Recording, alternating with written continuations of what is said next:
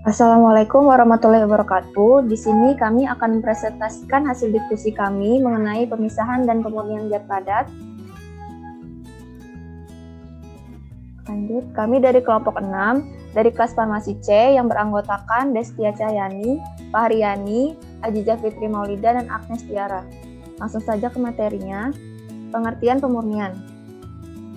Pemurnian merupakan suatu proses memurnikan suatu campuran untuk mendapatkan zat-zat murni. Jarang sekali ditemukan suatu reaksi organik yang dapat memberikan hasil yang murni, yaitu suatu senyawa yang antara lain adalah hasil sampingan bahan baku yang tidak larut. Reaksi yang berfungsi sebagai pelarut dan katalisator dalam suatu reaksi untuk menghasilkan suatu senyawa yang dimaksud, maka diperlukan pemisahan dan pemurnian. Oleh karena itu, apabila ingin suatu hasil yang murni, maka diperlukan proses pemurnian. Pemurnian dapat dilakukan dengan ekstraksi, filtrasi, sentrifugas, rekristalisasi, dan sublimasi. Paparan selanjutnya akan dibacakan oleh Destia Cahyani. Filtrasi. Filtrasi adalah proses pemisahan solid liquid dengan cara melewatkan liquid melalui media berpori atau bahan-bahan berpori untuk menyisihkan atau menghilangkan sebanyak-banyaknya butiran-butiran halus zat padat, tersuspensi, dan liquid. Faktor yang mempengaruhi efisiensi penyaringan ada 4, yaitu yang pertama, kualitas air baku. Semakin baik kualitas air baku yang diolah, maka akan baik pula hasil penyaringan yang diperoleh. 2. Suhu. Suhu yang baik yaitu antara 20-30 derajat Celcius, temperatur akan mempengaruhi kecepatan reaksi-reaksi kimia. 3. Kecepatan penyaringan. Pemisahan bahan-bahan tersuspensi dengan penyaringan tidak dipengaruhi oleh kecepatan penyaringan. Berbagai hasil penelitian menyatakan bahwa kecepatan penyaringan tidak mempengaruhi terhadap kualitas efluen. Kecepatan penyaringan lebih banyak terhadap masa operasi saringan. 4. Diameter butiran. Secara umum, kualitas efluen yang dihasilkan akan lebih baik bila lapisan saringan pasir terdiri dari butiran-butiran halus. Jika diameter butiran yang digunakan kecil, maka yang terbentuk juga kecil. Hal ini akan meningkatkan efisiensi penyaringan. Kristalisasi. Proses kristalisasi adalah kebalikan dari proses pelarutan. Mula-mula molekul zat terlarut membentuk agregat dengan molekul pelarut.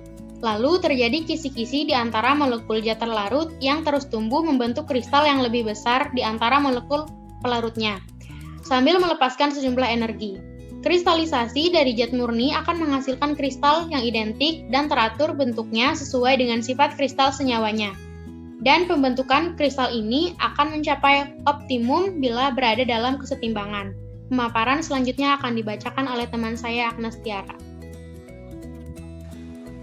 Prinsip pemisahan atau pemurnian dengan teknik ini didasarkan pada 1. Adanya perbedaan pelarutan zat-zat padat dalam pelarut tertentu, baik dalam pelarut murni atau dalam pelarut campuran. Yang kedua, suatu zat padat akan lebih larut dalam pelarut panas dibandingkan dengan pelarut dingin. Contoh proses kristalisasi adalah 1. Pembentukan stalaktit dan stalagmit.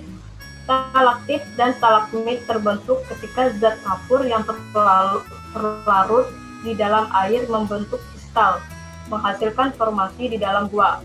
Stalaktit adalah formasi di atap gua yang terbentuk ketika air yang mengandung zat kapur menetes ke bawah, dan stalagmit terbentuk ketika tetesan ini sampai di permukaan gua dan membentuk kristal. Yang kedua, pemurnian gula. Gula dapur adalah kristal yang dihasilkan dari pengkristalan zat gula yang terdapat dari sari tebu. Sari tebu ini dicampurkan sampai titik jenuh dan disuling dengan pemanasan sehingga menyisakan kristal gula. Yang ketiga, pembentukan salju.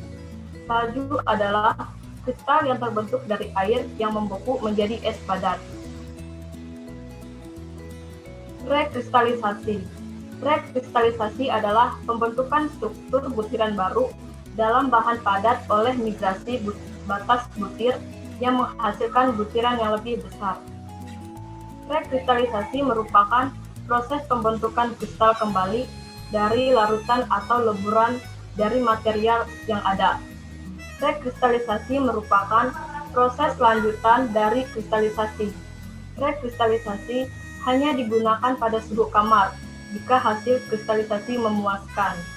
Rekristalisasi dilakukan dengan melarutkan senyawa organik pada suhu tinggi yang dihilangkan pengotornya dan disaring untuk menghilangkan residu. Paparan selanjutnya akan dilanjutkan oleh teman saya, Fahriani. Sublimasi. Sublimasi adalah perubahan wujud zat dari padat ke gas atau dari gas ke padat. Syarat pemisahan campuran dengan menggunakan sublimasi adalah partikel yang bercampur harus memiliki perbedaan titik-titik yang besar sehingga dapat menghasilkan uap dengan tingkat kemurnian yang tinggi.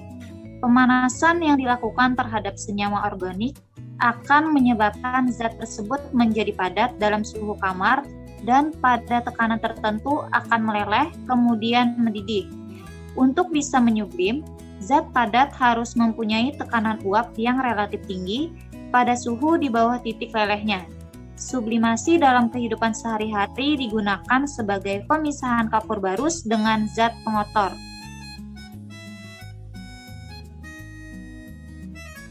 Berikut adalah contoh yang paling umum dari sublimasi.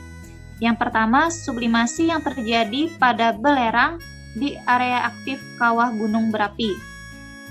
Kedua, yodium padat ketika dipanaskan. Menyublimasikan yodium padat ini langsung menjadi gas yodium ungu. Ketiga, es kering. Gas CO2 yang dibekukan menjadi es padat pada suhu kamar atau suhu. Es ini menguap dan membentuk gas CO2 yang biasanya digunakan sebagai efek dalam produksi film atau bahkan pada pertunjukan panggung. Untuk memberikan beberapa nuansa seperti suasana spektral atau dingin.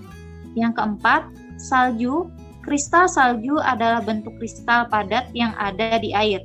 Kristal ini sendiri memiliki permukaan yang sangat tipis karena sangat tipis.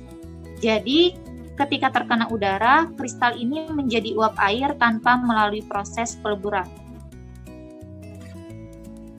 Sekian, terima kasih. Kembali ke moderator.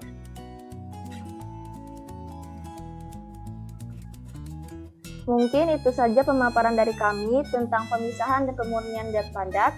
Sekian, terima kasih. Wassalamualaikum warahmatullahi wabarakatuh.